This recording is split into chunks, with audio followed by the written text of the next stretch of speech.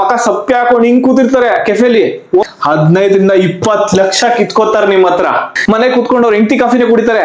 20 ದಿವಸ ಏನ್ ಮಾಡ್ತೀರಾ? ಕೆಫೆ ಕ್ಲೋಸ್ ಮಾಡ್ತೀರಾ? ಯಾವನೋ ಕಳ್ಳ ಬಿಟ್ಟೋಗಿದ್ದಕ್ಕೆ.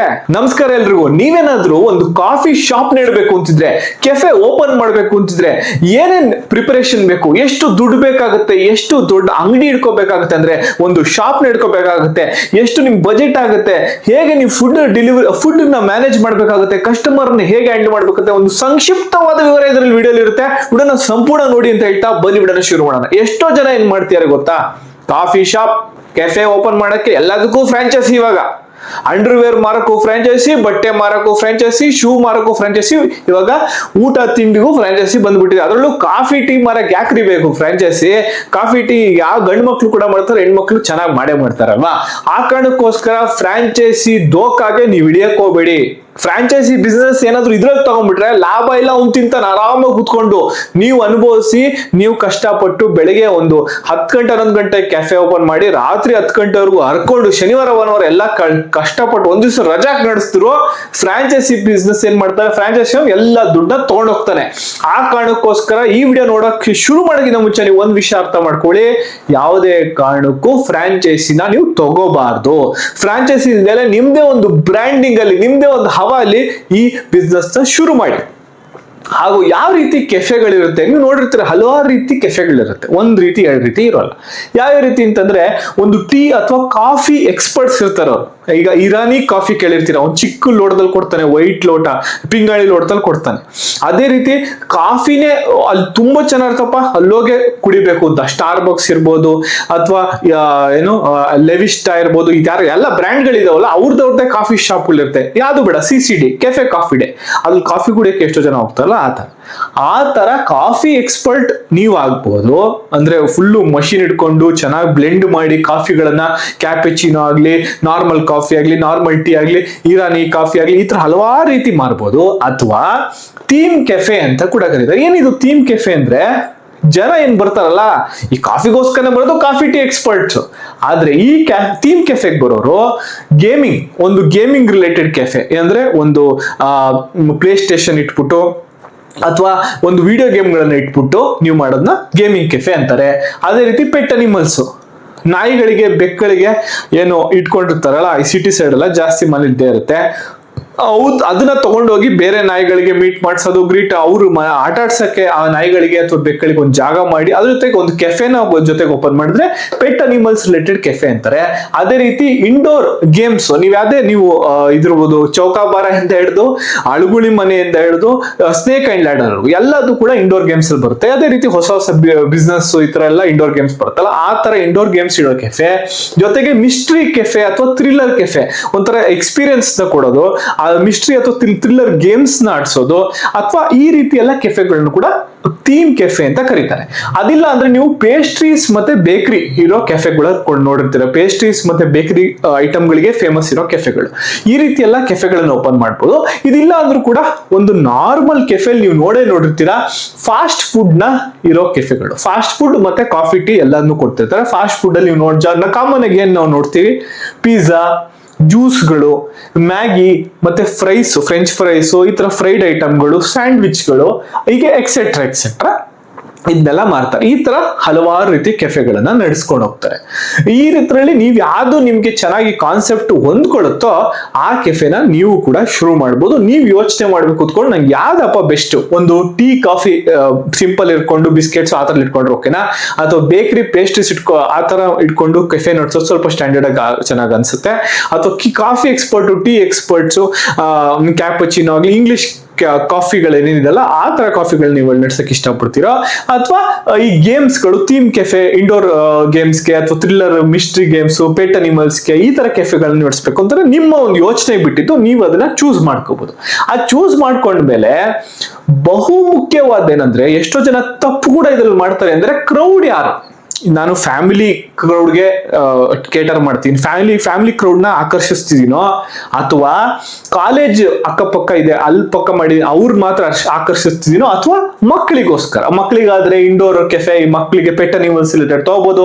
ಕಾಲೇಜ್ ಕ್ರೌಡ್ ಆದ್ರೆ ಅವ್ರಿಗೇನಂದ್ರೆ ಫಾಸ್ಟ್ ಆಗಿ ಸಿಗ್ಬೇಕು, ಫಾಸ್ಟ್ ಆಗಿ ಹೋಗ್ಬೇಕು, ಆರಾಮಾಗಿ ಕೂತ್ಕೊಳ್ಳೋಕೆ ಕೂಡ ಇರಬೇಕು. ಒಂದು ಕಾಫಿ ತಗೊಂಡು 2 hours 3 hours ಈಗ ಲವ್ವಿಂಗು ಡೇಟಿಂಗ್ ನಡೀತಾ ಇರ್ತಲ್ಲ, ಅದಕ್ಕೆ ಮಾಡ್ಕೊಡಕ್ಕೂ ನೀವು ಅವಕಾಶ ಮಾಡ್ಕೊಡ್ಬೇಕಾಗುತ್ತೆ. ಸ್ವಲ್ಪ ಜಾಗ ಸ್ಪೇಸಿಂಗ್ ಎಲ್ಲ ಜಾಸ್ತಿ ಬೇಕಾಗುತ್ತೆ, ಅದು ನೀವು ನೋಡ್ಕೋಬೇಕು.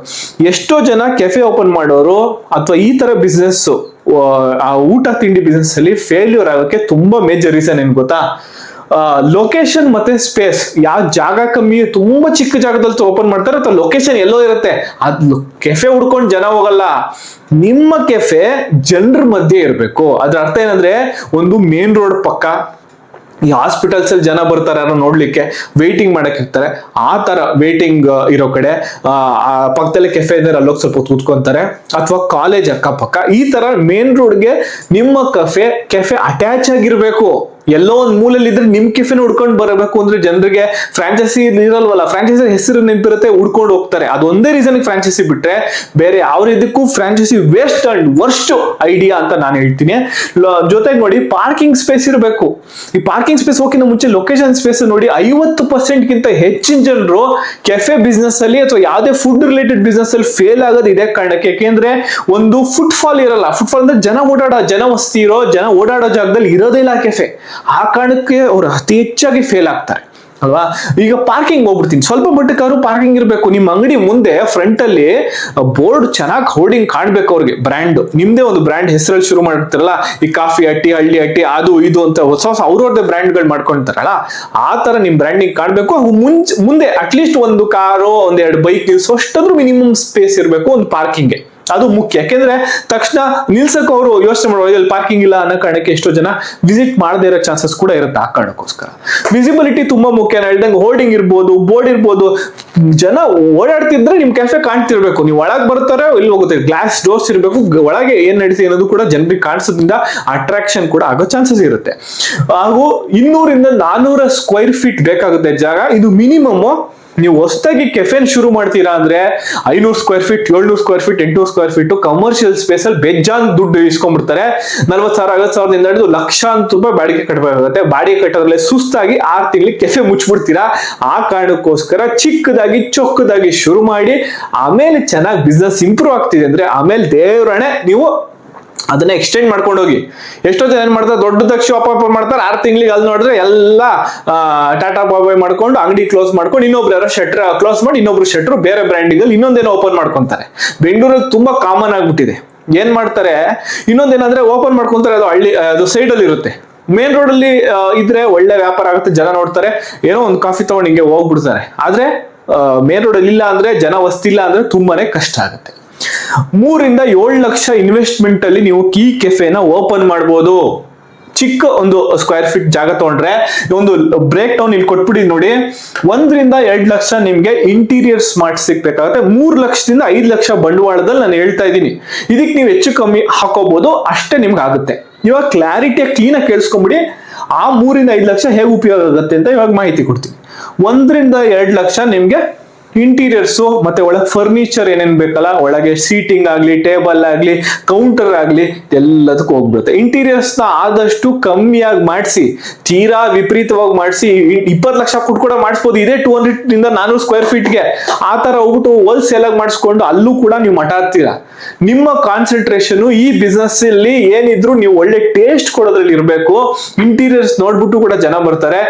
ಫಸ್ಟ್ ಟೈಮ್ ಬರ್ತಾರೆ ಅಷ್ಟೇ. ಸೆಕೆಂಡ್ ಟೈಮ್ಗೆ ನೀವು ಫುಡ್ ಚೆನ್ನಾಗಿದ್ರೆ, ನಿಮ್ ಕಾಫಿ ಟೀ ಚೆನ್ನಾಗಿದ್ರೆ, ನೀವು ಕೊಡೋ ಏನಿದೆ ಫ್ಲೇವರ್ ಏನೇನು ಐಟಮ್ಗಳು ಕೊಡ್ತಿರಲ್ಲ ಅದನ್ನ ನೋಡ್ಕೊಂಡೇ ಜನ ಬರೋದು. ನೆನಪಲ್ಲಿರ್ಲಿ. 1 ಲಕ್ಷ ನಿಮ್ಗೆ ಒಂದು ಕಿಚನ್ ಸೆಟಪ್ ಬೇಕಾಗುತ್ತೆ. ಕಿಚನ್ ಸೆಟಪ್ ಅಲ್ಲಿ ಏನೋ ಒಂದು ಓವನ್ಗಳು, ಈಗ ಪಿಜ್ಜಾ ಮಾಡ್ತೀರಾ ಅಂದ್ರೆ ಪಿಜ್ಜಾ ರಿಲೇಟೆಡ್ ಅದಕ್ಕೆ ಡಿಫ್ರೆಂಟ್ ಆಕಾರಗಳು ಬೇಕಲ್ಲ, ಅವೆಲ್ಲ ಅದು ಎಲ್ಲ ನಿಮ್ಗೆ ಬೇಕಾಗುತ್ತೆ. 20,000 ನಿಮ್ಗೆ ಲೈಸೆನ್ಸ್ ಕೇಳಬೇಕು. ಏನೇನು ಲೈಸೆನ್ಸ್ ಬೇಕು ನಾನು ಮುಂದೆ ಹೇಳ್ತಾ ಹೋಗ್ತೀನಿ. ಇವಾಗ ದುಡ್ಡಿನ ಲೆಕ್ಕಾಚಾರ ಹಾಕ್ಬಿಡೋಣ. 50,000 ನಿಮ್ಗೆ ರಾ ಮೆಟೀರಿಯಲ್ಗೆ ಒಂದು ತಿಂಗಳಿಗೆ ಹಿಡ್ಕೋಬಹುದು. ಅದು ಜಾಸ್ತಿ ಹೆಚ್ಚು ಕಮ್ಮಿ ಆಗುತ್ತೆ. ನೀವು ಎಷ್ಟು ಐಟಮ್ಸ್ ಮೆನುದ್ ಇರುತ್ತೆ ಅದ್ರ ಮೇಲೆ ಡಿಪೆಂಡ್ ಆಗುತ್ತೆ. 20,000 ರೂಪಾಯಿ ಇನ್ನೊಂದು ಬ್ರ್ಯಾಂಡಿಂಗ್. ಯಾಕೆಂದ್ರೆ ನೇಮ್ಗಳು, ಬೋರ್ಡಿಂಗ್ಗಳು ಸ್ವಲ್ಪ ಮಟ್ಟಕ್ಕೆ ಅಡ್ವರ್ಟೈಸ್ಮೆಂಟ್ಗಳು ಸ್ಟಾರ್ಟಿಂಗ್ ಮಾಡಿಸ್ಬೇಕಾಗುತ್ತಲ್ಲ, ಅದಕ್ಕೆ ನೀವು 20,000-50,000 ಇಟ್ಕೋಬಹುದು. ಇದೆಲ್ಲ ಸೇರಿ ಲೆಕ್ಕ ಹಾಕಿದ್ರೆ ನಿಮ್ಗೆ 3-5 ಲಕ್ಷ ಆಗುತ್ತೆ. ಸ್ವಲ್ಪ ಹೆಚ್ಚು ಕಮ್ಮಿ ಹಾಕೋಬಹುದು, ಸಿಟಿಗಳ ಕಡೆ ಚೂರು ಜಾಸ್ತಿ ಆಗ್ಬೋದು. ಈಗ ಒಳ್ಳೆ ಟೇಸ್ಟ್ ಕೊಡಿ, ಒಂದು ಬ್ರ್ಯಾಂಡ್ ನ ನೀವೇ ಕ್ರಿಯೇಟ್ ಮಾಡ್ಬೇಕಾಗುತ್ತೆ. ಅದೇ ನೀವು ಇಂಟೀರಿಯರ್ಸ್ ಜಾಸ್ತಿ ಮಾಡದೆ, ತುಂಬಾ ಅಡ್ವರ್ಟೈಸ್ಮೆಂಟ್ ಮಾಡದೆ, ತುಂಬಾ ಮಾರ್ಕೆಟಿಂಗ್ ಮಾಡಿ ದುಡ್ಡನ್ನ ವೇಸ್ಟ್ ಮಾಡಕ್ ಹೋಗ್ಬಿಡಿ. ಈಗ ಲೀಗಲ್ ಲೈಸೆನ್ಸಿಂಗ್, ನಾನು ಲೈಸೆನ್ಸಿಂಗ್ ಬಗ್ಗೆ ಹೇಳಿದೆ ಏನೇನ್ ಬೇಕು ಅಂತ ಹೇಳ್ಬಿಡ್ತೀನಿ. ಏನಾಗುತ್ತೆ, ಬ್ರ್ಯಾಂಡಿಂಗಿಗೆ ಮತ್ತೆ ಲೋಗೋ ಡಿಸೈನ್ ಗಳಿಗೆ ಒಂದು 5,000, ಹಾಗೂ ಲಿಸ್ಟ್ ಗಳೇನಿದೆ ಅದು ಬ್ರ್ಯಾಂಡ್ ಏನಿದೆ ಅದನ್ನ ಲಿಸ್ಟ್ ಮಾಡಿಸಕ್ಕೆ, ಅದನ್ನ ಒಂದು ಲೈಸೆನ್ಸ್ ಮಾಡ್ಸಕ್ಕೆ ಎಲ್ಲ ಸೇರ್ಬಿಟ್ಟು ಒಂದು 5,000-10,000 ರೂಪಾಯಿ ಬೇಕಾಗುತ್ತೆ. ಮುನ್ಸಿಪಲ್ ಲೈಸೆನ್ಸ್ ಬೇಕಾಗುತ್ತೆ. FSSAI ಲೈಸೆನ್ಸ್, ಒಂದು ಟ್ರೇಡ್ ಮಾರ್ಕ್, ಅದಕ್ಕೆ ಒಂದು ಲೈಸೆನ್ಸ್ ಬೇಕಾಗುತ್ತೆ. ಹಾಗೂ ನೆನಪಲ್ಲಿರ್ಲಿ, ಇದೇ ರೀತಿ ಬಿಸ್ನೆಸ್ ನೀವು ಈ 3-5 ಲಕ್ಷಕ್ಕೆ ಇದು ಓಪನ್ ಮಾಡಬಹುದು ಅಂತ ಹೇಳಿದೆ. ಅದೇ ನೀವು ಫ್ರಾಂಚೈಸಿಗೆ ಹೋದ್ರೆ ನೆನಪಲ್ಲಿ ಇಟ್ಕೊಳ್ಳಿ ಸ್ನೇಹಿತರೆ, 15-20 ಲಕ್ಷ ಕಿತ್ಕೋತಾರೆ ನಿಮ್ಮ ಹತ್ರ. ಹಾಳಾಗಿ ಹೋಗ್ಬಿಡ್ತೀರಾ. ಮನೆಯಿಂದ ಆಚೆ ಬಂದು ಏನಾಗುತ್ತೆ ಗೊತ್ತಾ, 6 ತಿಂಗಳು ಕೂಡ ನಡ್ಸ್ಲಿಕ್ಕೆ ಆಗಲ್ಲ. ಇರೋ ಬರೋ ಪ್ರಾಫಿಟ್ ಎಲ್ಲ ಒಂದು 5% 10% ಪ್ರಾಫಿಟ್ ನ ಅವರೇ ಇಸ್ಕೊಂಡು ಹೋಗ್ತಾರೆ ಫ್ರಾಂಚೈಸಿ ಅವರು. ನಿಮ್ಗೆ ಏನು ದುಡ್ಡು ಉಳಿಸಲ್ಲ. ಫ್ರಾಂಚೈಸಿ ಅವ್ರ ಹೆಸರು ಕೂಡ ಚೆನ್ನಾಗುತ್ತೆ, ಓ ಈ ನನ್ ಫ್ರಾಂಚೈಸಿ ಎಲ್ಲಾ ಊರಲ್ಲೂ ಇದೆ ಅಂತ ಅವ್ರು ಹೇಳ್ಕೊಳಕ್ ಚೆನ್ನಾಗಿರುತ್ತೆ. ಬಿಸ್ನೆಸ್ ಲಾಭ ಕೂಡ ಪಡಿತಾರೆ. ನಿಮ್ಗೇನ್ ಸಿಗುತ್ತೆ, ಬಕ್ರ ಮಾಡ್ಬಿಡ್ತಾರೆ. ಹುಷಾರಾಗಿ. ಈಗ ನಾನು ಹೇಳ್ತೀನಿ ನೋಡಿ, ಮೆನು ಬಗ್ಗೆ ಹೇಳ್ಬಿಡ್ತೀನಿ. ಮೆನು ಏನ್ ಮಾಡ್ತಾರೆ ಜನ, 30 ಐಟಮ್ 50 ಐಟಮ್ 60 ಐಟಮ್ ಎಲ್ಲ ಇಟ್ಟು ಮೆನು ಗಬ್ಬೆಬ್ಬಿಸ್ಬಿಡ್ತಾರೆ. ಹೊಸದಾಗಿ ನೀವು ಔಟ್ಲೆಟ್ ಓಪನ್ ಮಾಡಿದಾಗ, ಒಂದು ಕೆಫೆನ ನೀವು ಶುರು ಮಾಡಿದಾಗ ನೆನ್ಪಲ್ಲಿರ್ಲಿ, ಮೆನು ನಿಮ್ದು ಶಾರ್ಟ್ ಅಂಡ್ ಸ್ವೀಟ್ ಆಗಿರ್ಲಿ. 20-30 ಐಟಮ್ ಮೇಲೆ ಹೋಗ್ಕೋಬೇಡಿ. ಅದು ಫಾಸ್ಟ್ ಸೆಲ್ಲಿಂಗು, ಹೈ ಸೆಲ್ಲಿಂಗ್ ಇರಬೇಕು. ನೋಡಿ ಬರ್ದಿದ್ದೀನಿ ನಾನು, ಹೈ ಸೆಲ್ಲಿಂಗ್ ಇರೋದು, ಜಾಸ್ತಿ ಸೆಲ್ ಆಗೋ ಐಟಮ್ ಗಳನ್ನ ಮಾತ್ರ ಇಡಿ. ಏನ್ ಸೆಲ್ ಆಗೋದು ಕೆಫೆಲಿ? ಕಾಫಿ, ಟೀ, ಸ್ಯಾಂಡ್ವಿಚ್, ಬರ್ಗರ್, ಪಿಜ್ಜಾಗಳು. ಪಿಜ್ಜಾಲು ಎಲ್ಲ ಪಿಜ್ಜಾ ಹೇಳಕೋಬಿಡಿ. ಒಂದ್ 3 ವೆಜ್ ಇಡಿ. ನಿಮ್ ನಾನ್ ವೆಜ್ ಇಡ್ಬೇಕು ಅಂದ್ರೆ ಚಿಕನ್ ಇಡಿ, ಆಮೇಲೆ ಮಶ್ರೂಮು, ಪನೀರು ಆತರ ಇಡಿ. ತುಂಬಾ ಎಕ್ಸ್ಟ್ರಾ ಎಲ್ಲ ಹಾಕೋಬಿಡಿ. 2 ಸ್ಟ್ಯಾಂಡರ್ಡ್ 3 ಸ್ಟ್ಯಾಂಡರ್ಡ್ ಇಡಿ. ಇನ್ನ ಫ್ರೆಶ್ ಡೋ, ಅವನ್ ಬೇಸ್ಡ್ ಪಿಜ್ಜಾಗಳನ್ನ ಮಾಡೋದ್ರಿಂದ ನಿಮ್ಗೆ ಒಂದು ಪ್ಲಸ್ ಪಾಯಿಂಟ್ ಕೂಡ ಸಿಗುತ್ತೆ.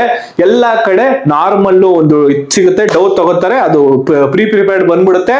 ಅಂಗಡಿ ತಗೊಂತಾರೆ, ಅದಕ್ಕೆ ಸ್ಟಫಿಂಗ್ ಹಾಕಿ ಬೇಯಿಸ್ಬಿಟ್ಟು ಕೊಟ್ಬಿಡ್ತಾರೆ. ಅದೇ ನೀವೇ ಅಲ್ಲೇ ಇನ್ ಹೌಸ್ ಪ್ರಿಪೇರ್ ಮಾಡಿದ್ರೆ ಫ್ರೆಶ್ ಆಗಿ ಕೂಡ ಇರುತ್ತೆ, ಚೆನ್ನಾಗಿ ಕೂಡ ಜನ ಇಷ್ಟಪಡ್ತಾರೆ. ಹಾಗೆ ಮೆನುನ ನೀವು ಸ್ಲೋ ಆಗಿ ಇನ್ಕ್ರೀಸ್ ಮಾಡ್ಕೊಂಡು ಹೋಗಿ. ಫಸ್ಟ್ 20-30 ಐಟಮ್ ಸಾಕು. ಫಾಸ್ಟ್ ಸೆಲ್ಲಿಂಗು, ಹೈ ಸೆಲ್ಲಿಂಗು, ಜಾಸ್ತಿ ಜನ ಓಡೋದು ಮಾತ್ರ ಶುರು ಮಾಡಿ. ಯಾವುದೇ ರೀತಿ ಮೆನುಲಿ ಚೇಂಜಸ್ ಮಾಡ್ಬೇಕಾ, ಟಕ್ ಅಂತ ಹೋದೆ ಹೊಸ ಬರ್ಗರ್ ಸಿಕ್ತು, ಎಲ್ಲ ಒಂದ್ ಕಡೆ ತಿಂದೆ, ಚೆನ್ನಾಗಿತ್ತು ಕಣ, ಅದನ್ನೇ ಒಂದು ಪಾರ್ಸೆಲ್ ತಂದೆ, ನಮ್ ಕುಕ್ಕಿ ಕೊಟ್ಟೆ, ಅವ್ನು ಮಾಡಿಸ್ದೆ, ನಾಳೆಯಿಂದ ಮೆನುಗೆ ಆರ್ಡ್ ಮಾಡಕೋಬಿಡಿ. ಹಾಳಾಗೋಗ್ಬಿಡ್ತೀರಾ. ಯಾಕೆ ಗೊತ್ತಾ, ಫುಡ್ ನ ಟೇಸ್ಟ್ ಮಾಡಿ, ಟೇಸ್ಟ್ ಮಾಡಿಸಿ, ಸುಮ್ನೆ ಟ್ರಯಲ್ ರನ್ ಕೊಡಿ. ಬಂದವ್ರಿಗೆ ಕೆಫೆಗೆ ಫ್ರೀಯಾಗಿ ಕೊಡಿ. ಅವ್ರು ನೋಡ್ತಾರೆ ಟೇಸ್ಟ್ ಹೆಂಗಿದೆ ಅಂತ ಸುಮ್ನೆ ಕೇಳಿ, ಫ್ರೀಯಾಗಿ ಕೊಟ್ಬಿಟ್ಟು ಚೆನ್ನಾಗಿದೆ ಸರ್ ಅಂದ್ರೆ ಅವಾಗ ಒಂದ್ ಒಳ್ಳೆ ರಿವ್ಯೂಸ್ ಸ್ವಲ್ಪ ಜನ ಕಲೆಕ್ಟ್ ಮಾಡಿ, ಆಮೇಲೆ ಮೆನುಲ್ ಆಡ್ ಮಾಡಿ. ಮೆನುಲ್ ನೀವೇ ಟಕ್ಕಂತ ಇಷ್ಟ ಆಯ್ತು ಅಂತ ನಿಮ್ಗೆ ಇಷ್ಟ ಬಂದಿದ್ದೆಲ್ಲ ಮೆನುಲ್ ಆಡ್ ಮಾಡ್ಬಿಟ್ರೆ ಜನ ತಿಂದ್ಬಿಟ್ಟು ಕಂಗಾಲ್ ಆಗ್ಬಿಡ್ತಾರೆ. ಯಾಕಂದ್ರೆ ಟೇಸ್ಟ್ ಬರಲ್ಲ. ಆ ಕಾರಣಕ್ಕೋಸ್ಕರ ನೀವು ತಿಂದಿದ ಕಡೆ ಏನೋ ಟೇಸ್ಟ್ ಇರುತ್ತೆ, ನಿಮ್ಗೆ ಅದನ್ನೇ ರೆಪ್ಲಿಕೇಟ್ ಮಾಡಕ್ಕೆ, ಅದನ್ನೇ ಮಾಡಕ್ಕೆ ಸಾಧ್ಯ ಆಗದೆ ಇರ್ಬೋದು ಕೂಡ. ಆ ಕಾರಣಕ್ಕೋಸ್ಕರ ಫುಡ್ ಕಾಸ್ಟ್ ನೋಡಿ, ಹೇಗೆ ಲಾಭ ಕಂಡುಹಿಡಿಯೋದು ಅಥವಾ ಹೆಂಗೆ ನೀವು ನೋಡ್ಕೋಬೇಕು ಅಂದ್ರೆ, 100 ರೂಪಾಯಿ ಪಿಜ್ಜಾ ಇದೆ, ಸೆಲ್ ಮಾಡ್ತಾ ಇದ್ದೀರಾ, ಅದಕ್ಕೆ ಖರ್ಚು ಬೀಳ್ತಾ ಇರೋದು ನಿಮ್ಗೆ 30 ರೂಪಾಯಿ ಅಷ್ಟೇ. ಇನ್ನ 70 ರೂಪಾಯಿ ಉಳಿತು. ಈ 70 ರೂಪಾಯಿ ನೀವು ಲಾಭ ತಗೋಬೇಕು. ಮತ್ತೆ ಇನ್ನೊಂದು ಏನಿದೆ, ಚಿಕ್ಕ ಪುಟ್ಟ ಖರ್ಚು ಎಲ್ಲ ಅವಾಯ್ಡ್ ಮಾಡಿ ನಿಮ್ಗೊಂದು ಏನಿಲ್ಲ ಅಂದ್ರೂ 40 ರೂಪಾಯಿ ಉಳಿಬೇಕು ಕೈಗೆ. ಈ ತರ ನೀವು ಪ್ಲಾನ್ ಮಾಡ್ಕೋಬೇಕಾಗುತ್ತೆ. ಇದಕ್ಕೆ ಒಂದು ಇದು ಕೂಡ ಇದೆ ನೋಡಿ, 25-30% ಸೆಲ್ಲಿಂಗ್ ಕಾಸ್ಟ್, 60-70% ಅಷ್ಟು ನಿಮ್ಗೆ ಯಾವ್ದೇ ಐಟಮ್ ಸೆಲ್ ಮಾಡಿದ್ರೆ ಪ್ರಾಫಿಟ್ ಮತ್ತೆ ಎಕ್ಸ್ಪೆನ್ಸ್ ಎಲ್ಲ ಬಂದ್ಬಿಡ್ಬೇಕು ಅದ್ರಲ್ಲಿ ಅಲ್ವಾ. ಈಗ ಎಕ್ಸ್ಪೆನ್ಸ್ ಅದೆಲ್ಲ ಆಗುತ್ತೆ. ಮಾರ್ಕೆಟಿಂಗ್ ಕೂಡ ತುಂಬಾ ಇಂಪಾರ್ಟೆಂಟ್. ಇವಾಗಿನ ಕಾಲದಲ್ಲಿ ಫೇಸ್ಬುಕ್ ಮಾರ್ಕೆಟಿಂಗು, ಯೂಟ್ಯೂಬ್ ಮಾರ್ಕೆಟಿಂಗು ಹಾಗೂ ಇನ್ಸ್ಟಾಗ್ರಾಮ್, ಯಾವ್ಯಾವ ಸೋಷಿಯಲ್ ಮೀಡಿಯಾ ಚಾನೆಲ್ಗಳಿದಾವೋ ಎಲ್ಲ ಕಡೆ ಮಾರ್ಕೆಟಿಂಗ್ ಮಾಡಿಸಿ, ಹಾಗೂ ಆಡ್ಸ್ ನ ರನ್ ಮಾಡ್ಬೇಕಾದ್ರೆ ಕೇರ್ಫುಲ್ ಆಗಿ ಮಾಡಿಸಿ. ಅದ್ರ ಏಜೆನ್ಸಿ ಇಟ್ಕೊಂಡು ಮಾಡಿಸ್ತೀರಾ ಅಂದ್ರೆ ಅವರೇ ತುಂಬಾ ದುಡ್ಡು ಇಸ್ಕೋತಾರೆ. ನೀವೇ ಕಲ್ತ್ಬಿಟ್ಟು ಮಾಡೋದು ಉತ್ತಮ. ನೀವೇ ಕಲ್ತ್ಬಿಟ್ಟು ಮಾಡೋದ್ರಲ್ಲಿ ಒಂದು ರಿಸ್ಕ್ ಏನಂದ್ರೆ, ನಿಮ್ಗೆ ಎಕ್ಸ್ಪೀರಿಯನ್ಸ್ ಇಲ್ಲದೆ ಇರೋ ಕಾರಣಕ್ಕೋಸ್ಕರ ತುಂಬಾ ಹಣನ ವೇಸ್ಟ್ ಮಾಡಕ್ ಚಾನ್ಸ್ ಇರುತ್ತೆ. ಯಾಕೆಂದ್ರೆ ಪ್ರತಿ ದಿವಸ ಆಡ್ ನೀವು ರನ್ ಮಾಡಿದ್ರು ಏನಿಲ್ಲ ಅಂದ್ರೂ 500-1000 ರೂಪಾಯಿ ಬೇಕಾಗುತ್ತೆ ಸ್ಟಾರ್ಟಿಂಗ್ ಅಲ್ಲಿ ಓಕೆ ಅನ್ಸ್ಬೋದು. ನೀವು ನೋಡಿ 30 ದಿವಸ ಮಾಡಿದ್ರೆ ಅಲ್ಲೇ 30,000, 15-30,000 ರೂಪಾಯಿ ಎಗ್ರೋ ಹೋಗುತ್ತೆ. ಆ ಕಾರಣಕ್ಕೋಸ್ಕರ ಏಜೆನ್ಸಿ ಇಟ್ಬಿಟ್ಟು ಫಸ್ಟಿಗೆ ಅವ್ರ ಮಾಡಿಸಿ, ಐಡಿಯಾ ಹತ್ರ ತಿಳ್ಕೊಂಡು ಆಮೇಲೆ ನೀವು ಕೂಡ ಮಾಡ್ಬೋದು. ಯಾಕೆಂದ್ರೆ ಆಡ್ಸ್ ಜನಕ್ಕೆ ರೀಚ್ ಆಗೋದು ಇವಾಗ ಬೋರ್ಡು, ಹೋರ್ಡಿಂಗ್ಸು, ಮಾರ್ಕೆಟಿಂಗು, ಬ್ರ್ಯಾಂಡಿಂಗ್ ಜೊತೆಗೆ ಮಾರ್ಕೆಟಿಂಗು ಕೂಡ ಇಂಪಾರ್ಟೆಂಟ್. ಇವಾಗ ಆನ್ಲೈನ್ ಜಾಸ್ತಿ ಜನ ನೋಡೋದ್ನ ಅದನ್ನ ಹುಡುಕಿ ಕೂಡ ಮಾಡ್ತಾರೆ. ಇನ್ಸ್ಟಾಗ್ರಾಮ್ ಇನ್ಫ್ಲೂಯೆನ್ಸರ್ಸ್ ಇವರು ಕರ್ಸಿ ಅವ್ರಿಗೊಂದು 10,000 ರೂಪಾಯಿ ಕೊಟ್ರೆ ಅವರೇ ಒಳ್ಳೊಳ್ಳೆ ರೀಲ್ಸ್ ಗಳು ಕೂಡ ಹಾಕ್ತಾರೆ. ಅದನ್ನ ನೋಡ್ಬಿಟ್ಟು ಜನ ಬರೋ ಚಾನ್ಸಸ್ ಕೂಡ ಇರುತ್ತೆ. ಸ್ಟಾಫ್ ತುಂಬಾ ಇಂಪಾರ್ಟೆಂಟ್. ಸ್ಟಾಫ್ ಇಲ್ದಲೆ ಏನು ಕೂಡ ನಡೆಯಲ್ಲ. ಸ್ಟಾಫ್ ನ ಏನ್ ಮಾಡ್ತೀರಾ, ಹೈರಿಂಗ್ ಮಾಡ್ಕೊಂತೀರಾ, ಕೆಲ್ಸಕ್ಕೆ ತಗೊಂತೀರಾ, ಆಮೇಲೆ ಏನ್ ಮಾಡ್ತೀರಾ, ಟ್ರೈನಿಂಗ್ ಕೊಡ್ತೀರಾ. ಆ ಸ್ಟಾಫ್ ಏನ್ ಮಾಡ್ತಾನೆ, 15 ದಿವಸ 30 ದಿವಸ 1 ತಿಂಗಳು 2 ತಿಂಗಳು ಆದ್ಮೇಲೆ ಕೆಲಸ ಮಾಡ್ತಾನೆ. ನೀವು ಸಿಕ್ಕಾಪಟ್ಟೆ ಹರಿಸ್ತಾ ಇದ್ರೆ ಕೆಲಸ, ಅಥವಾ ಅವನಿಗೇನೋ ರಿಸ್ಕ್ ಅನ್ಸಿದ್ರೆ, ಅವ್ನಿಗೇನೋ ಇಷ್ಟ ಆಗಿದ್ರೆ ಓಡೋಗ್ತಾನೆ 2 ತಿಂಗಳಿಗೆ. ಮತ್ತೇನ್ ಮಾಡ್ತೀರಾ, ಮತ್ತೆ ಹೈರಿಂಗ್ ಮಾಡಿಸ್ತೀರಾ, ಮತ್ತೆ ಟ್ರೈನಿಂಗ್ ಮಾಡಿಸ್ತೀರಾ. ಅದೇ ರೀತಿ ಸರ್ಕಲ್ ಕಂಟಿನ್ಯೂ ಆಗ್ತಿರುತ್ತೆ. ಯಾರೋ ನಿಮ್ಮ ಕೆಫೆ ನೀವು ಮಾತ್ರ ನಡೆಸಬೇಕು. ನಿಮ್ಮ ಕೆಫೆಲಿರೋ ಐಟಮ್ಗಳಿಗೆ ಮಾಡ್ಲಿಕ್ಕೆ ನಿಮ್ಗೆ ಬಂದಿರಬೇಕು. ಅವಾಗ ಮಾತ್ರ ಕೆಫೆ ನಡೆಸಲಿಕ್ಕೆ ಸಾಧ್ಯ. ನೀವು ಯೋಚನೆ ಮಾಡಿ, ಒಂದು ಎಕ್ಸಾಂಪಲ್ ಕೊಡ್ತೀನಿ. 1 ತಿಂಗಳು ಯಾರೋ ಒಬ್ಬ ಕೆಲಸ ಇಟ್ಕೊಂಡ್ರಿ, 20 ದಿವಸಕ್ಕೆ ಅವ್ನು ನೋಡೋಗ್ತಾನೆ. ಆ ತಿಂಗಳಲ್ಲಿ 10 ದಿವಸ ಉಳಿದಿರುತ್ತೆ. ಇನ್ನೊಬ್ಬ ಹುಡ್ಕೊಂಬರಕ್ಕೆ ಇನ್ನೊಂದು 15 ದಿವಸ ಬೇಕು. ಅವ್ನ್ ಕರ್ಕೊಂಡ್ಬಂದು ಅವನಿಗೆ ಟ್ರೈನಿಂಗ್ ಕೊಟ್ಟು ಅವ್ನ್ ಪ್ರಿಪೇರ್ ಆಗೋಷ್ಟು ಇನ್ನೊಂದು 20 ದಿವಸ ಬೇಕು. 20 ದಿವಸ ಏನ್ ಮಾಡ್ತೀರಾ, ಕೆಫೆ ಕ್ಲೋಸ್ ಮಾಡ್ತೀರಾ? ಯಾವನೋ ಕಳ್ಳ ಬಿಟ್ಟೋಗಿದ್ದಕ್ಕೆ ಆಗಲ್ಲ ತಾನೆ. ಯಾರೇ ಈ ತರ ಕಳ್ಳರು ದರೋಡೆಕೋರು ಸೇರ್ಕೋತಾ ಇರ್ತಾರೆ. ನಿಮ್ ಬಿಸ್ನೆಸ್ ನೀವೇ ರನ್ ಮಾಡ್ಬೇಕು. ಅದಕ್ಕೆ ಏನೇನ್ ಐಟಮ್ ನೀವು ಮೆನು ಆಡ್ ಮಾಡ್ತೀರಾ ನಿಮ್ಗೆ ಮಾಡಕ್ ಬರ್ತಿರ್ಬೇಕು. ನೀವು ಹಸ್ಬೆಂಡ್ ವೈಫ್ ಇದ್ರೆ ನಿಮ್ಮಿಬ್ರಿಗೆ, ಅಥವಾ ಅಣ್ಣ ತಮ್ಮ ಇದ್ರೆ ನಿಮ್ಮಿಬ್ರಿಗೆ ನೀವು ಮಾಡಕ್ ಬರ್ತಿರ್ಬೇಕು ಮೆನು ಐಟಮ್ಸ್. ಇಲ್ಲ ಅಂದ್ರೆ ಕೆಫೆ ಕ್ಲೋಸ್ ಮಾಡ್ಕೊಂಡು ಮನೆಗೆ ಹೋಗ್ಬೇಕಾಗುತ್ತೆ.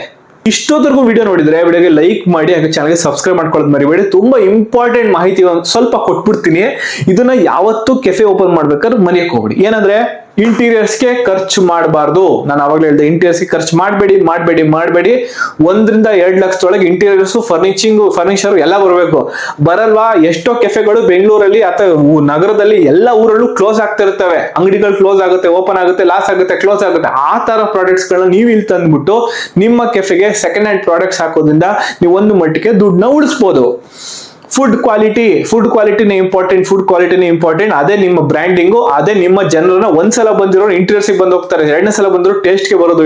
ಚೆನ್ನಾಗಿದೆ ಇಂಟೀರಿಯರ್ಸ್ ಅಂದ್ರೆ ಅವ್ರ ಮನೆಗೆ ಇಂಟೀರಿಯರ್ಸ್ ನಿಮ್ಗಿಂತ ಸೂಪರ್ ಆಗಿ ಮಾಡಿಸ್ಕೊಂಡಿರ್ತಾರೆ. ಮನೆಗೆ ಕುತ್ಕೊಂಡು ಅವ್ರು ಹೆಂಡತಿ ಕಾಫಿನೇ ಕುಡಿತಾರೆ. ಮತ್ತೆ ಇನ್ನೊಂದೇನ್ ಗೊತ್ತಾ, ಎಷ್ಟೋ ಜನ ಏನ್ ಮಾಡ್ತಾರೆ, ಮಕ ಸಪ್ಪೆ ಹಾಕೊಂಡು ಹಿಂಗ್ ಕೂತಿರ್ತಾರೆ ಕೆಫೆಲಿ. ಓನರ್ಗಳು ಅಥವಾ ಅಲ್ಲಿರೋ ಸ್ಟಾಫ್ಗಳು ಹಂಗಿರ್ಬಾರ್ದು, ನಗ್ಬೇಕು. ನಿಮ್ ಹೆಂಡತಿ ನೆನ್ನೆ ರಾತ್ರಿ ಬೈದಿದ್ರು, ನಿಮ್ ಹೆಂಡತಿ ಜೊತೆ ಹಿಂದೆ ರಾತ್ರಿ ಜಗಳ ಆಡಿದ್ರು, ನಕ್ಬಿಟ್ಟು ಚೆನ್ನಾಗಿ ಗ್ರೀಟ್ ಮಾಡೋದ್ರಿಂದ ಬನ್ನಿ ಸರ್, ಒಳಗ್ ಬನ್ನಿ ಸರ್ ಅಂತಂದ್ರೆ ಕೆಫೆ ಓಡುತ್ತೆ. ಇಲ್ಲ ಅಂದ್ರೆ ಹಿಂಗೆ ಕೂತಿದ್ರೆ ಅವನು ಗೂಬೆ ಕೂತಂಗ್ ಕೂತೇನೆ ಅಂತ ಯಾವುದೇ ಕಾರಣಕ್ಕೂ ನಿಮ್ ಬಿಸ್ನೆಸ್ ಓಡಾಗಲ್ಲ. 6 ತಿಂಗಳಲ್ಲ 3 ತಿಂಗಳಿಗೆ ಮುಚ್ಚಿಬಿಡ್ತೀರಾ ಬಿಸ್ನೆಸ್ ನ. ಟೇಸ್ಟ್ ಮಾಡ್ದಂಗೆ ಮೆನುಲಿ ಯಾವ್ದೇ ಐಟಮ್ಸ್ ಆಡ್ ಮಾಡಬೇಡಿ. ಇದನ್ನ ನಾನು ಆವಾಗ್ಲೇ ಕೂಡ ಹೇಳಿದೆ, ಇವಾಗ್ಲೂ ಹೇಳ್ತೀನಿ. ಟೇಸ್ಟ್ ಮಾಡ್ದಂಗೆ ಮೆನುಲಿ ನೀವು ಐಟಮ್ಸ್ ಆಡ್ ಮಾಡಿದ್ರೆ ಕೆಫೆ ಮುಚ್ತೀರಾ. ಯಾಕೆಂದ್ರೆ ಟೇಸ್ಟ್ ಅಲ್ಲಿ ಒಂದ್ ಕಡೆ ನೋಡ್ಕೊಂಡ್ ಬಂದಿರ್ತೀರಾ, ಅದನ್ನ ನೀವು ಕುಕ್ಕೊಂಡು ತೋರಿಸ್ತೀರಾ. ಇನ್ನೊಂದು ಪಾರ್ಸಲ್ ನೋಡಪ್ಪ ಇದೇ ತರ ಮಾಡ್ಕೊಡೋದು, ಅವ್ನು ಮಾಡ್ತಾನೆ, ಅವ್ನ್ ಮಾಡಿದ್ದೇ ಬರುತ್ತೆ. ಏನೋ ಅಂತಲ್ಲ, ಗಣೇಶನ್ ಮಾಡೋದ್ರೆ ಅಪ್ಪನ್ ಮಾಡ್ದ ಅಂತ ಆ ತರ ಆಗುತ್ತೆ. ಆ ಕಾರಣಕ್ಕೋಸ್ಕರ ಟೇಸ್ಟ್ ಮಾಡಿಸಿ 2-3 ಜನ ಕಸ್ಟಮರ್ಗೆ ಫ್ರೀ ಆಗಿ ಕೊಡಿ. ಸರ್ ಹೆಂಗಿದೆ ಸರ್ ನೋಡಿ ಸರ್ ಅಂತ ನಗು ಮುಖದಲ್ಲಿ ಕೊಡಿ. ಅವರು ಚೆನ್ನಾಗಿದೆ ಅಂತ ಅಂದ್ರೆ ಅದನ್ನ ಆಡ್ ಮಾಡಿಸಿ. 3-4 ಜನ ಚೆನ್ನಾಗಿಲ್ಲ ಅಂದ್ರೆ ಆಡ್ ಮಾಡ್ಸ್ಕೋಬಿಡಿ. ಬೇರೆ ಐಟಮ್ ಗಳನ್ನ ಆಡ್ ಮಾಡಿಸಿ. ಯಾವುದೇ ಮೆನುಲಿ ಹೊಸ ಐಟಮ್ ಗಳನ್ನ ಆಡ್ ಮಾಡ್ಬೇಕು ಅಂದ್ರೆ ಅದನ್ನ ಮಾಡ್ಲಿಕ್ಕೆ ನಿಮ್ಗೂ ಬರ್ಬೇಕು. ಹೇಳಿದ್ನಲ್ಲ, ಸ್ಟಾಫ್ ಓಡೈತಾನೆ, ಅವಾಗ ಏನ್ ತರ್ತೀರಾ? 5 ದಿವಸ 6 ದಿವಸ ಸ್ಟಾಫ್ ಇರಲ್ಲ, ಅವಾಗ ಏನ್ ಮಾಡ್ತೀರಾ? ಹುಷಾರಿಂದ ರಜಾ ಆಗ್ತಾನೆ, ಅವಾಗ ಏನ್ ಮಾಡ್ತೀರಾ? ಕೆಫೆ ನಡಿಬೇಕು ಅಂದ್ರೆ ಮೆನು ಇರೋ ಐಟಮ್ ಗಳೆಲ್ಲ ನಿಮ್ಗೆ ಗೊತ್ತಿರ್ಬೇಕು, ಮಾಡಕ್ಕೆ ಕಲ್ತಿರ್ಲೇಬೇಕು.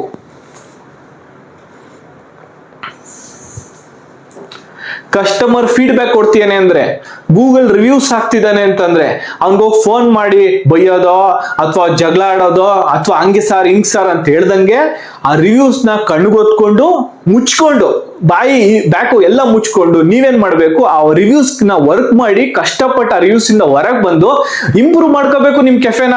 ಆ ರಿವ್ಯೂಸ್ ಹಾಕಿರೋನು ದುಡ್ಡು ಕೊಟ್ಟು ಏನೋ ನಿಮ್ಮ ಹತ್ರ ತಗೊಂಡು ಚೆನ್ನಾಗಿಲ್ಲ ಥೂ ಅಂತ ಉಗಿದಾಕಿರ್ತಾನೆ. ಅದನ್ನ ನೀವು ಮುಖ ಒರೆಸ್ಕೊಂಡು ಮುಖ ತೊಳ್ಕೊಂಡು ರೆಡಿ ಆಗಿ ಆ ರಿವ್ಯೂಸ್ ಹೆಂಗ್ ಇಂಪ್ರೂವ್ ಮಾಡ್ಬೇಕು ಅನ್ನೋದನ್ನ ಯೋಚನೆ ಮಾಡಿ ಡೈಲಿ ಕಸ್ಟಮರ್ ಫೀಡ್ಬ್ಯಾಕ್ ಇರ್ಬೋದು, ಏನೇ ವೇಸ್ಟೇಜ್ ಇರ್ಬೋದು ಅಥವಾ ರಿವ್ಯೂಸ್ ಇರ್ಬೋದು ಅಥವಾ ಎಲ್ಲದನ್ನು ಡೈಲಿ ಚೆಕ್ ಮಾಡ್ಬೇಕು. ಸೇಲ್ಸ್ ಇರ್ಬೋದು ಎಲ್ಲಾನು ಚೆಕ್ ಮಾಡಿ, ಇಲ್ಲ ಲಾಸ್ ಹೋಗ್ಬಿಡ್ತೀರಾ. ಡೈಲಿ ನೀವು ಸೇಲ್ಸ್ ಎಷ್ಟಾಗ್ತಿದೆ, ಕಸ್ಟಮರ್ ರಿವ್ಯೂಸ್ ಏನ್ ಕೊಡ್ತೇನೆ ಅಥವಾ ಜನರ ಫೀಡ್ಬ್ಯಾಕ್ ಹೆಂಗಿದೆ, ಫುಟ್ ಫಾಲ್ ಇವತ್ತು ಬರ್ತೀರಿ 10 ದಿವಸ ಇಷ್ಟು ಚೆನ್ನಾಗಿ ಬಂದ್ರು, ನೆಕ್ಸ್ಟ್ 10 ದಿವಸ ಚೆನ್ನಾಗಿ ಬರ್ತಿಲ್ಲ, ಯಾಕೆ ಏನಾದ್ರು ಮೆನು ಐಟಮ್ಸ್ ಚೇಂಜ್ ಆಗಿದೆಯಾ ಅಥವಾ ನಮ್ ಕುಕ್ ಸರಿ ಮಾಡ್ತಿರೋ, ಎಲ್ಲದನ್ನು ನೀಟಾಗಿ ಕುತ್ಕೊಂಡು ಅನಲೈಸ್ ಮಾಡಿದ್ರೆ ಮಾತ್ರ ನೀವು ಕೆಫೆ ಇಂಪ್ರೂವ್ ಆಗ್ತಾ ಹೋಗುತ್ತೆ. ಆಗ ನಾನು ಹೇಳಿದ್ನಲ್ಲ, cell with A smile cell emotions ಅಂತ. ಯಾವುದೇ ಬಿಸ್ನೆಸ್ ನ ಮಾಡ್ತೀರಾ, ಸೇಲ್ಸ್ ಮಾರ್ಕೆಟಿಂಗ್ ಬಿಸ್ನೆಸ್ ಇರ್ಬೋದು ಅಥವಾ ಕೆಫೆ ಬಿಸ್ನೆಸ್ ಇರ್ಬೋದು, ನಿಮಗೆ ಮಾರ್ಲಿಕ್ಕೆ ಬರಬೇಕು. ಮಾರಕ್ ಬರದೇ ಇದ್ರೆ ಕೆಫೆ ಕ್ಲೋಸೆ. ಯಾಕೆಂದ್ರೆ ಹೋಟೆಲ್ ಇರ್ಬೋದು, ಕೆಫೆ ಬಿಸ್ನೆಸ್ ಇರ್ಬೋದು, ಆಲ್ಮೋಸ್ಟ್ 13-14 ಗಂಟೆ ಡೈಲಿ ಕೂತಾಗ ಫ್ರಸ್ಟ್ರೇಟ್ ಆಗೇ ಹೋಗ್ತೀವಿ, ನಗಕ್ ಮರ್ತೋಗ್ಬಿಡ್ತಾರೆ ಜನ. ಆ ತರ ನೀವು ಮಾಡಕ್ ಹೋಗ್ಬಾರ್ದು. ಫ್ರಸ್ಟ್ರೇಷನ್ ನ ಕಮ್ಮಿ ಮಾಡ್ಕೊಂಡು ಜನರ ನಗು ಮುಖದಲ್ಲಿ ಸ್ವಾಗತಿಸಿ ಒಳ್ಳೆ ಊಟ ಕೊಟ್ರೆ ನಿಮ್ಮ ಕೆಫೆ ಕೂಡ ನಡೆಯುತ್ತೆ ಅಂತ ಹೇಳ್ತಾ ನಾನು ಇಲ್ಲಿಗೆ ವಿಡಿಯೋನ ನಿಲ್ಲಿಸ್ತೀನಿ. ನೆಕ್ಸ್ಟ್ ಯಾವ ತರ ಬಿಸ್ನೆಸ್ ಬಗ್ಗೆ ನಿಮ್ಗೆ ಮಾಹಿತಿ ಬೇಕು ಅಂತ ತಕ್ಷಣ ನನಗೆ ಕಮೆಂಟ್ ಮಾಡಿ ತಿಳಿಸಿ. ನೆಕ್ಸ್ಟ್ ವಿಡಿಯೋ ನಿಮ್ಗೆ ಅದೇ ವಿಡಿಯೋನ ತಗೊಂಡ್ಬರ್ತೀನಿ ಅಂತ ಹೇಳ್ತಾ ಟಾಟಾ ಬೈ ಬೈ ಸ್ನೇಹಿತರೆ. ನೆಕ್ಸ್ಟ್ ಹೊಸ ಬಿಸ್ನೆಸ್ ಐಡಿಯಾ ಜೊತೆಗೆ ನಾನು ನಿಮ್ಗೆ ಸಿಗ್ತೀನಿ.